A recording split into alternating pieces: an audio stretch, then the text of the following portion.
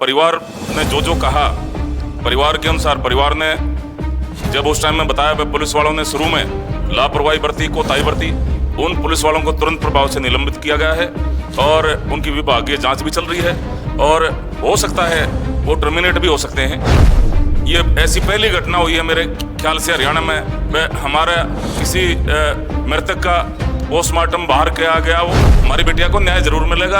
ये आपकी अपनी सरकार है, ये छत्ती बिरादरी की सरकार है, ये शोषित समाज की सरकार है, ये वंचित समाज की सरकार है, ये किसानों की सरकार है, मजदूरों की सरकार है, ये छत्ती बिरादरी की सरकार है। तो सारे भाई राम राम भाई, मैं तर भाई विकी तम देखना रहे हो आज का टाइम 69 भाई। फिलहाल जुलाना विधानसभा क्षेत्र में रामराज जी हमारे यहाँ जो पहुंचे हैं, तो उनसे हम पूछेंगे कि भी मनीषा हत्याकांड में जो इंसाफ की आवाज़ उठा रहे थे लोग, चाहे वो सामाजिक संगठन था, चाहे वो सोशल मीडिया थे, चाहे वो पत्रकार थे, अब उनके ऊपर जो गाज गिरी है उसमें हम 2 सवाल लेंगे। तो सर एक बार सभी दर्शकों को राम राम कर दो। राम राम। आपके चैनल को देखने वाले सभी दर्शकों को मेरी राम राम। और मैं आपको बताना चाहूँगा, हमारी बेटी मनीषा हमारे परिवार की सदस्य थी। माननीय मुख्यमंत्री ने इस संदर्भ में पहले ही बोल दिया था।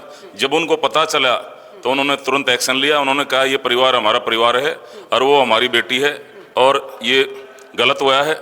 और उस टाइम से वो परिवार के संपर्क में थे और परिवार ने जो कहा, परिवार के अनुसार परिवार ने जब उस टाइम में बताया, वह पुलिस वालों ने शुरू में लापरवाही बरती, कोताही बरती, उन पुलिस वालों को तुरंत प्रभाव से निलंबित किया गया है और उनकी विभागीय जांच भी चल रही है और हो सकता है वो टर्मिनेट भी हो सकते हैं। उसके बाद में ये हमारी बिटिया का पोस्टमार्टम भिवानी में हुआ, फिर जांच चल रही थी। परिवार वालों ने मांग करी, भाई ये एसपी का तबादला किया जाए। उनकी मांग के आधार पर एक बहुत अनुभवी और मैं समझता हूँ बड़े सीनियर आईपीएस को वहाँ पे एसपी लगाया गया, जिनका बड़ा अनुभव है और इंटेलिजेंट हैं।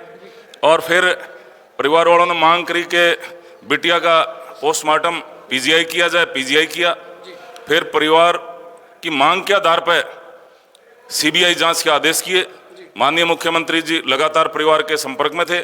जैसे परिवार ने मांग करी, परिवार की संतुष्टि के लिए काम हमारी पुलिस भी बहुत अच्छा कर रही थी, बढ़िया जांच चल रही थी। फिर परिवार की मांग के आधार पर माननीय मुख्यमंत्री जी ने सीबीआई जांच के आदेश किए और पोस्टमार्टम हमारी बिटिया का हरियाणा से बाहर दिल्ली एम्स में कराया गया, क्योंकि ये ऐसी पहली घटना हुई है मेरे ख्याल से हरियाणा में, हमारा किसी मृतक का पोस्टमार्टम बाहर किया गया वो।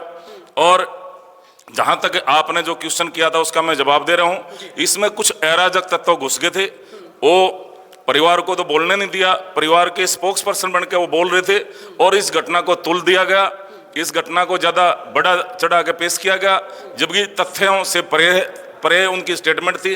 तो मैं समझता हूँ इसमें कुछ यूट्यूबर भी थे, इसमें आम नागरिक भी थे, जो वहाँ पे कुछ और स्वयंभू नेता भी थे, हर तरह के आदमी थे, विपक्ष वालों का भी रोल था, कांग्रेसी भी थे।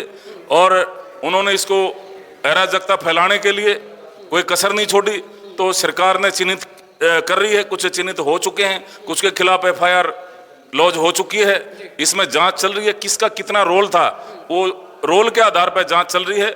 और जब चार्जशीट दाखिल होगी तब उनका पता चलेगा भाई इसका इतना रोल था।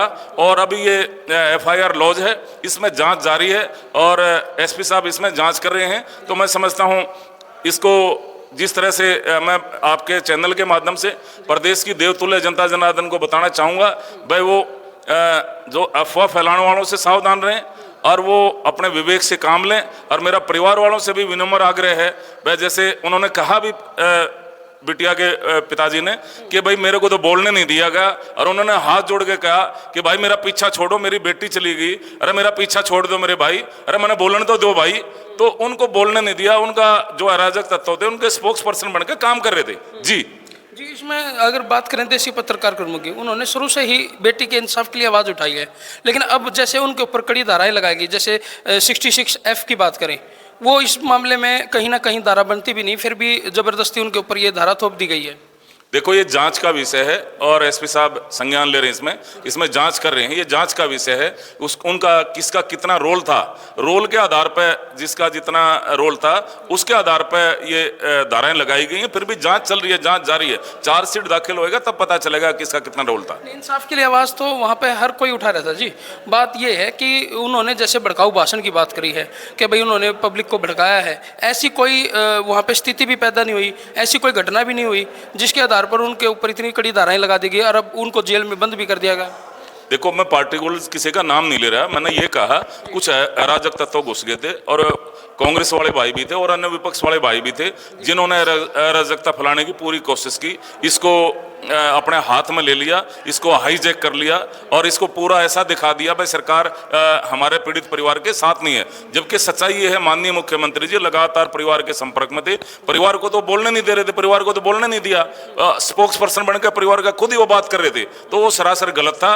और मैं इस बात के लिए माननीय मुख्यमंत्री जी का हार्दिक आभार प्रकट करता हूं। उन्होंने परिवार की मांग के ऊपर बिटिया का पोस्टमार्टम दिल्ली एम्स से करवाया और सीबीआई जांच के आदेश करे। अब सीबीआई जांच के आदेश हो चुके हैं।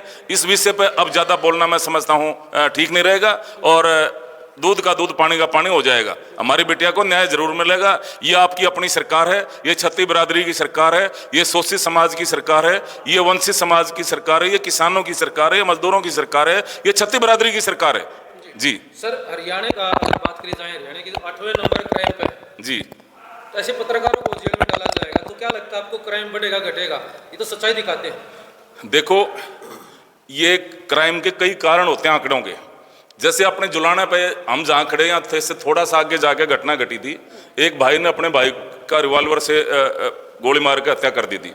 वो दोनों भाई, चाचा ताऊ के भाई, खेत में जा रहे थे और रास्ते में उनका आपस में इस बात पर डिस्प्यूट हो गया, झगड़ा हो गया कि भाई परिवार से, पड़ोस वालों से मेरा झगड़ा हुआ तो उन्होंने मेरा साथ नहीं दिया। इसी बात पे तहस में आके और दूसरे भाई ने अपने भाई का लाइसेंसी रिवॉल्वर से मर्डर कर दिया। आंकड़ा तो इसमें बड़ा है। कुछ इत्फाक से, जैसे मैं अभी जा रहा हूँ गाड़ी से, मेरी गाड़ी किसी से टच हो जाए या आपस में दो भाइयों की गाड़ी टच होगी, उनको वो आपस में जानते भी ना, उनका पिछला कोई आपस में बैर विरोध है, इत्फाक से झगड़ा हो गया और उसमें उसने लाइसेंसी रिवॉल्वर, उसने अपने रिवॉल्वर से मर्डर कर दिया। आंकड़ा इसमें बढ़ेगा। और कुछ धमकियां हैं, वह धमकियां कुछ अपना सिक्योरिटी बढ़ाने के लिए धमकी दे देते हैं, भाई मेरे को सिक्योरिटी मिल जाए। ये सब जांच का विषय है और मैं समझता हूँ लॉ एंड ऑर्डर बहुत बढ़िया है और हमारी पुलिस बहुत अच्छा काम कर रही है। माननीय मुख्यमंत्री जी संदर्भ में समय समय पर समीक्षा बैठक करते रहते हैं, जिसमें हमारे चीफ सेक्रेटरी साहब, मुख्यमंत्री के प्रधान सचिव साहब और डीजीपी साहब, सीआईडी चीफ, एसीएस होम और सभी जिलों के एसपी, सभी रेंज के आईजी, सभी पुलिस कमिश्नर और अन्य उच्च अधिकारियों की समय समय पर समीक्षा बैठक करते रहते हैं। और उन्होंने सख्त लहजे में कहा था, अपराधियों या तो हरियाणा छोड़ दो या अपराध छोड़ दो या परिणाम भुगतने के लिए तैयार रहो। मैंने पुलिस को खुली छूट दे रखी है और हमारी पुलिस को अपराधियों से निपटना आता है और ऑन द स्पॉट पुलिस निर्णय ले सकती है। और उसके बाद में अपराधी पकड़े भी गए हैं, अपराध के आंकड़ों में कमी भी आई है और इनकाउंटर भी हुए हैं, अपराधी मारे भी गए हैं, उनके पैरों में गोली भी लगी है। मैं समझता हूं उसके बाद में बहुत ज्यादा अपराध के आंकड़ों में कमी आई है। जी सर, पत्रकार की ना को जात ना को धर्म, निपक्ष से पत्रकारिता करते हैं, सबकी आवाज उठाते हैं, नीचा हो चाहे अमीर हो गरीब हो, सबकी आवाज एक तरफ उठाते हैं। जैसे कर्मू धर्म की बात करें तो उनको 16 से 15 साल हो गए, हरियाणा का नाम ऊंचा किया है पत्रकारिता में और उन्हीं को आज जेल में, क्या कहना चाहिए? देखो, पत्रकारों की हमारी सरकार बहुत ज़्यादा सम्मान करती है। छायाकार हैं, पत्रकार है, वो हमारे लोकतंत्र में रीढ़ की हड्डी का काम करते हैं और माननीय मुख्यमंत्री जी व्यक्तिगत तौर पर भी बहुत सम्मान करते हैं। और जहाँ तक इंडिविजुअल नाम की बात है, वह किसका कितना रोल है वो जांच का विषय है और पुलिस जांच करिए, जिसका जैसा रोल है उसके अनुसार में चार्जशीट दाखिल की जाएगी। जी जी, नमस्कार। तो भाई कमेंट बॉक्स में आपकी क्या राय है वो जरूर दियो, कर दो इस वीडियो ने जी लाके शेयर। मैं तारा भाई विकी, तुम देखना रहो आज का टाइम 69।